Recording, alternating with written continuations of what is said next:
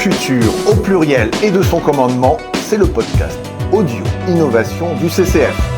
Aujourd'hui, on tire les cartes, on étale en grand des mapmondes plein azimut, mais tout en se tenant à carreau. Et pour nous servir d'atlas, l'on reçoit quelqu'un du vrai bureau des légendes, c'est-à-dire le 28e groupe géographique, en la personne du chef d'escadron David Delordre, chef du bureau système d'armée référent innovation, simplification numérique. Mon commandant, bonjour. Bonjour mon lieutenant. Le 28e groupe géographique, c'est quasi une spécificité mondiale.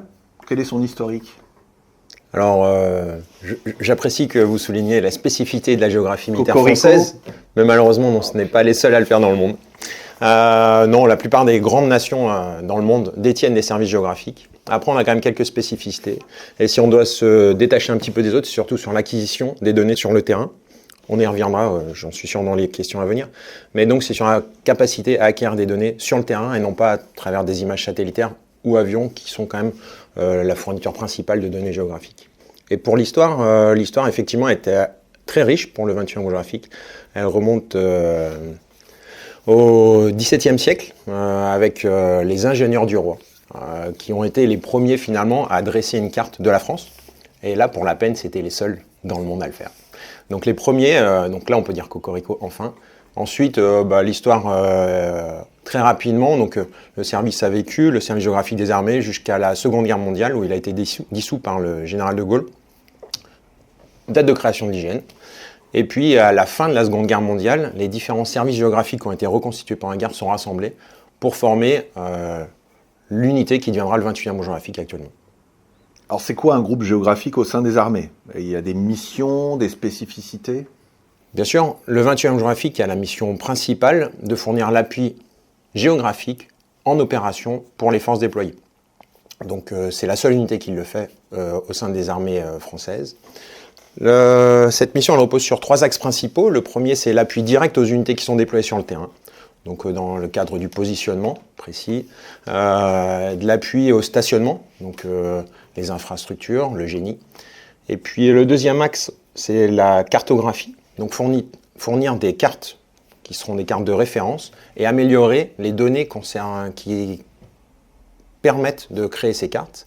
Et en dernier lieu, la partie analyse du terrain et de l'environnement au profit des décisionnaires des états-majors. Alors au cours de nos pérégrinations de balado-diffusion, j'ai entendu un terme, on en a même parlé, GeoInt. Ça vous parle ? Oui, tout à fait, le GeoInt. Alors en premier lieu, il faudra peut-être chercher à l'expliquer, ce que je ne ferai pas complètement ici, parce que je pense que le professeur Boulanger saurait mieux le faire que moi. Mais le renseignement géographique, donc GeoInt, Geographic Intelligence, a un réel intérêt et nous travaillons avec depuis très longtemps.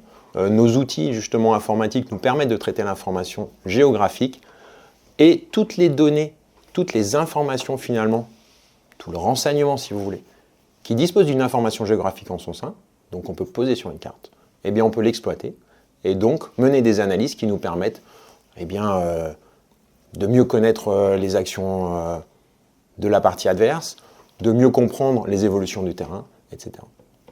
Donc le GeoInt, oui, nous en faisons, et finalement c'est une continuité dans notre métier d'analyste. Alors, petit point annexe, j'ai cru entendre que le groupe pourrait changer de dénomination. Il va le faire. Il va le faire avant cet été. C'est une volonté forte pour la reconnaissance de notre unité, parce que l'appellation 28e géographique était un petit peu souvent mise à mal, parce qu'on n'appartenait pas au grand monde des régiments, les 82 régiments de l'armée de terre. Grâce à cette nouvelle dénomination, nous pourrons regagner notre place parmi les autres unités de l'armée de terre, et surtout, ça nous permettra de consolider le modèle actuel, donc qui vise à appuyer toutes les unités, et donc le format va évoluer dans un second temps. C'est quoi ce nouveau nom ? On peut le Le dire ? 28e régiment d'artillerie géographique. Parce que vous êtes des artilleurs. Tout à fait. Nous possédons les traditions des artilleurs, mais nous ne nous arrêtons pas là. En plus d'être des artilleurs, nous travaillons dans la brigade du génie et plus particulièrement dans le domaine du renseignement. Donc nous avons 3 ascendances. Pourrions dire que nous appartenons partiellement à 3 armes, l'artillerie, le génie et le renseignement. Alors, artilleur, on l'a compris, ingénieur, chercheur, en dehors de votre cerveau, quels sont vos matériels ?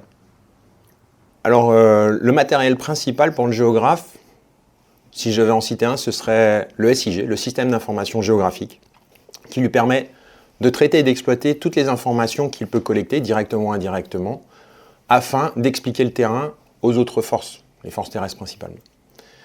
Ensuite, il y a tout le matériel qui sert à acquérir de l'information géographique sur le terrain. Alors là, on peut imaginer tous les matériels que vous avez déjà croisés sur le bord de la route, le matériel de topographie, donc des théodolites, des GNSS, tout ça. Donc on en a beaucoup. C'est le matériel principal pour ceux qui cherchent à acquérir des informations sur le terrain directement.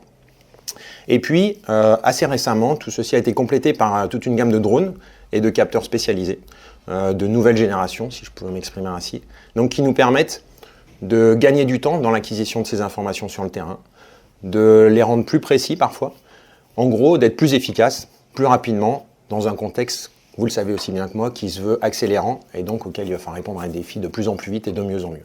Vous avez quand même encore du matériel roulant? Alors, je vous ai parlé du matériel métier. Après, je ne l'ai pas encore dit, mais je vais le dire dès à présent, c'est que nous sommes des militaires en premier. Donc, le premier matériel dont nous sommes équipés, bien sûr, c'est de l'armement, des transmissions, de l'optique, et avec des véhicules blindés ou protégés pour accomplir nos missions au plus proche des forces qui sont déployées. Alors, vous avez parlé de matériel innovant. Comment les drones ont-ils transformé votre travail?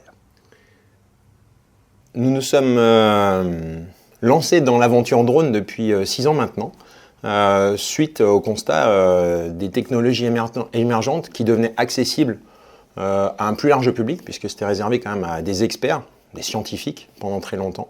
Donc maintenant, les technologies telles que le lidar ou la photogrammétrie sont largement accessibles. Photogrammétrie, pardon? Photogrammétrie, donc en fait, c'est la prise de photos en masse qui sont traitées et après qui permettent justement de créer de la donnée, alors de la donnée en 3 dimensions, ou alors des images de grande qualité, de grande précision, qu'on pourra assimiler à des cartes à base d'images, pour la partie photogrammétrie.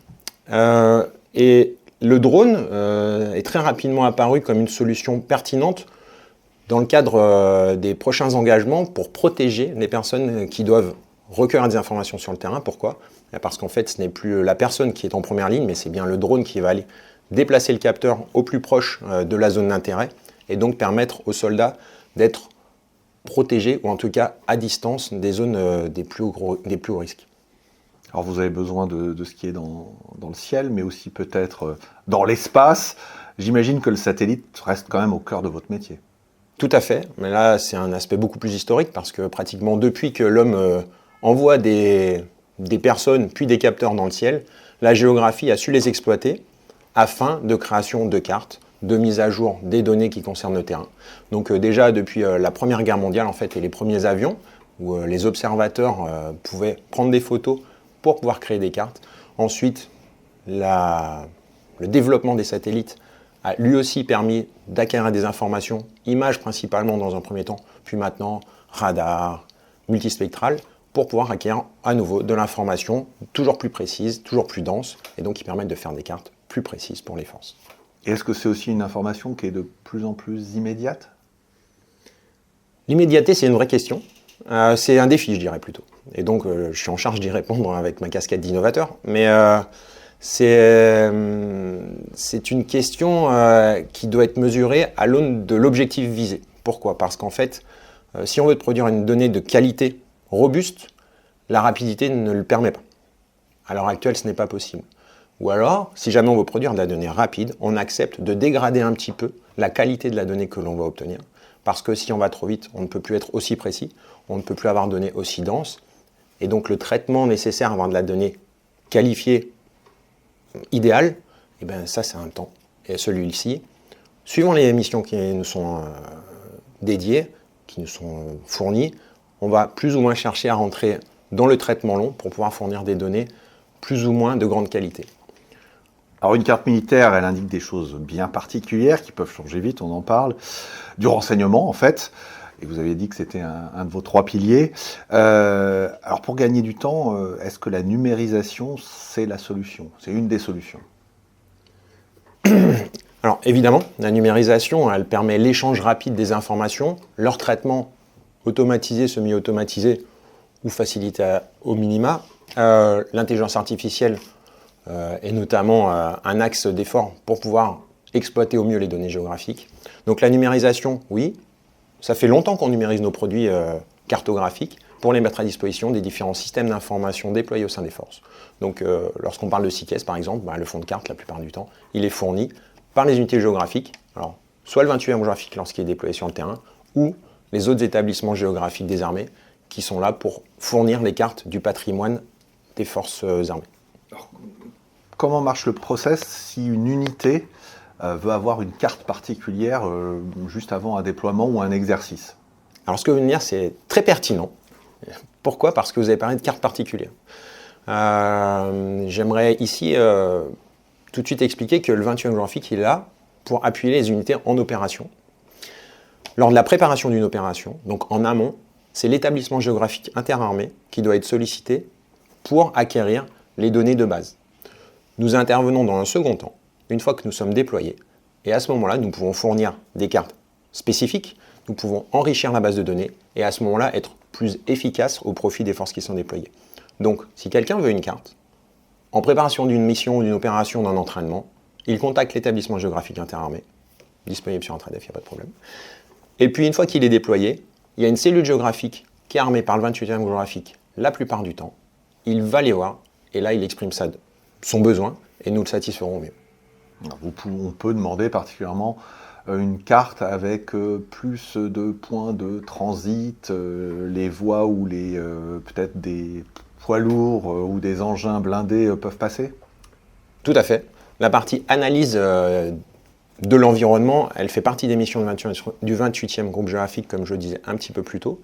Et donc, à nouveau, il suffit d'avoir un cellule géographique, de lui exprimer le besoin avec une carte ou même un produit un peu plus thématique, une analyse peut-être de l'environnement, avec une fin particulière. Donc, à fin de logistique, par exemple, le déploiement entre le point d'entrée sur le théâtre et la zone de déploiement, quel itinéraire emprunter de manière préférentielle. Ça peut être un exemple. Un deuxième exemple, ça peut être, par exemple, le point d'observation à privilégier vis-à-vis du site que nous visons. Donc, on fait une analyse à travers le modèle numérique de terrain, donc qui nous permet de voir le terrain en 3D, et donc on va identifier les zones à privilégier pour pouvoir observer la zone visée. Vous parlez de 3D, vous avez travaillé avec l'ALAT dernièrement. La carte du futur, est-ce que c'est une carte 3D qu'on peut déplacer avec ses mains dans l'espace? Enfin, un truc incroyable. Oui, très certainement, ça y contribuera. Alors pour répondre à vos deux questions, nous avons travaillé effectivement avec l'ALAT à travers un projet commun qui est d'amener nos capteurs au plus proche de leurs besoins à eux pour leur fournir les données dont ils ont besoin grâce à nos capteurs spécifiques. Donc ça, c'est un projet qui est en cours et qui est relativement satisfaisant pour l'instant. Il mérite d'être consolidé, mais ça avance de belle manière, si je peux le dire. Dans un second temps, alors les cartes qu'on peut voir dans des films peut-être d'anticipation, elles existent déjà en fait. Et le vrai vecteur qui va déclencher leur démocratisation, c'est pas le 28e géographique, c'est pas les cartes, c'est pas les données géographiques, c'est le support sur lequel on va les lire. Et donc, à l'heure actuelle, si vous prenez un écran tactile, vous pouvez déjà jouer avec vos doigts sur la carte, zoomer, dézoomer, la déplacer. Je crois que vous avez un téléphone portable dans votre poche, donc vous savez de quoi je parle. Ensuite, la partie 3D, encore une fois, elle nécessite un visualisateur particulier pour pouvoir voir les données 3D, jouer avec, naviguer dedans, etc. Alors, le hardware, c'est bien, mais le software, c'est important.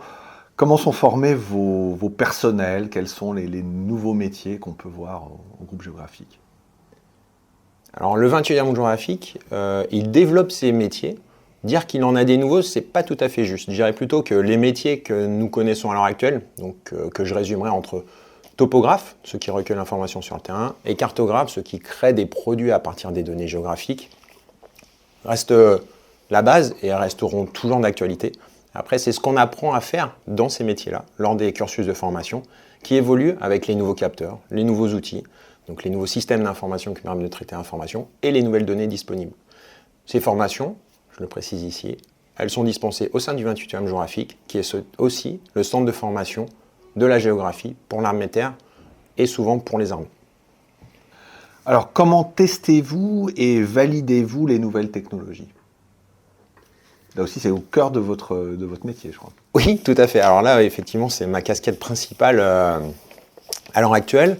C'est d'identifier les outils qui seront pertinents pour le 28e géographique dans les années à venir.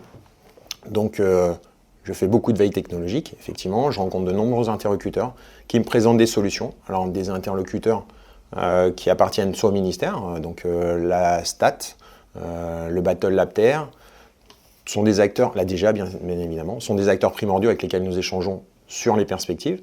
Et ensuite, il y a le tissu industriel français est assez riche et offre des opportunités déjà satisfaisantes. Et puis plus largement, nous échangeons avec des camarades étrangers sur des innovations un peu plus poussées. Donc ça, c'est pour identifier les solutions. Et bien sûr, ensuite, il y a une phase d'évaluation que nous devons mener. Donc c'est ma cellule particulière qui s'occupe d'évaluer ces matériels afin de s'assurer qu'ils apportent réellement une plus-value. Peut-être qu'ils ouvrent de nouvelles portes pour l'avenir. À titre d'exemple, il y a un mois, on testait un drone français avec une charge LIDAR, donc une charge dédiée à la géographie, française également. Et donc on espère que ce matériel équipera bientôt notre unité. Alors vous nous avez parlé de ce travail avec les industriels. Comment est-ce que vous implémentez l'innovation avec eux? Comment marche là encore le processus? Alors effectivement, je vous ai parlé de la veille technologique que je peux mener et souvent nous rencontrons des solutions qui sont pertinentes, mais pertinentes partiellement, parce qu'en fait elles ne sont pas tout à fait adaptées à notre cadre de travail, nos conditions d'engagement. Donc il faut aménager un petit peu l'existant. Donc là on rentre totalement dans l'innovation, puisque on ne crée pas, mais on transforme, on rend plus efficace ce qui est existant. Et à ce moment-là, les exemples, je ne vais pas dire qu'à chaque fois que nous rencontrons du matériel intéressant, nous cherchons l'innovation, mais souvent ça nous arrive. Et donc les deux exemples qui viennent à l'esprit, le premier, c'est un drone bathymétrique. Drone bathymétrique donc, qui était intéressant pour nous pour pouvoir faire des cartes du fond des rivières et des cours d'eau, enfin tous les cours d'eau d'ailleurs, et pour lesquels nous ne disposions pas d'outils particuliers, à part mettre quelqu'un sur l'eau, ce qui pour nous était une mise en danger à essayer de mitiger. Donc la mise à disposition d'un drone bathymétrique qui permet de faire s'élever était une solution tout à fait pertinente. Avec la société, nous avons réussi à adapter l'outil qu'ils nous proposaient initialement pour le rendre plus discret. Donc passage du jaune au noir, par exemple, ce qui est plus discret pour un drone. Et puis ensuite sur la connectique et puis sur la rusticité du matériel, parce que nous n'avons pas toujours une remorque adaptée pour le transporter. Et puis le deuxième exemple, c'est sur un drone volant, un drone photogrammétrique, pour lequel, encore une fois, nous avons fait un travail sur l'aspect du drone, donc en le rendant plus discret. Donc cette fois, on est passé du noir au moucheté, parce que dans le ciel, c'est plus adapté. Et puis sur le cryptage des données, qui permet une meilleure mise en sécurité des informations qui sont récoltées sur le terrain. Et si jamais le drone est perdu, mais en fait, l'ennemi ne peut pas exploiter les données qui ont été recueillies. Alors nos amis sapeurs spécialisés sont intéressés par d'autres compartiments du terrain, les sous-sols. Comment vous faites pour cartographier ça? Historiquement, on travaille avec du matériel de topographie, donc des tachéomètres. Donc c'est quand même assez laborieux. Travailler dans le noir, c'est pas toujours facile. On nécessite on a besoin de points de repère pour pouvoir travailler efficacement. Donc ça met beaucoup de contraintes. On met beaucoup de temps pour produire quelque chose qui n'est pas très riche finalement en informations. Mais depuis 2 ans maintenant, on a trouvé un matériel, donc un scanner terrestre mobile, qui nous permet de cartographier avec une très grande précision et une très grande densité d'informations les souterrains et les sous-sols en fait en leur généralité, parce qu'on parlait de grottes également. Et donc cet enjeu qu'on a identifié immédiatement, on le partage à l'heure actuelle avec le génie, puisque je vous le rappelle, nous faisons partie de la brigade du génie depuis peu.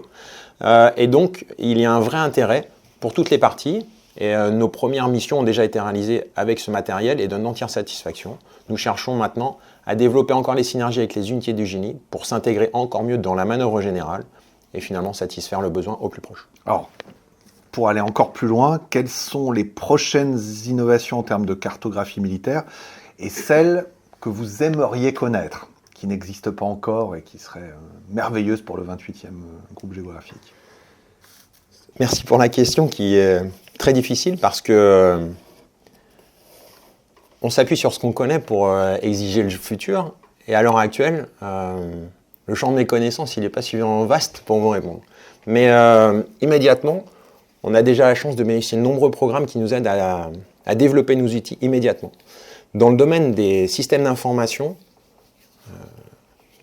la révolution, elle sera dans l'automatisation des traitements.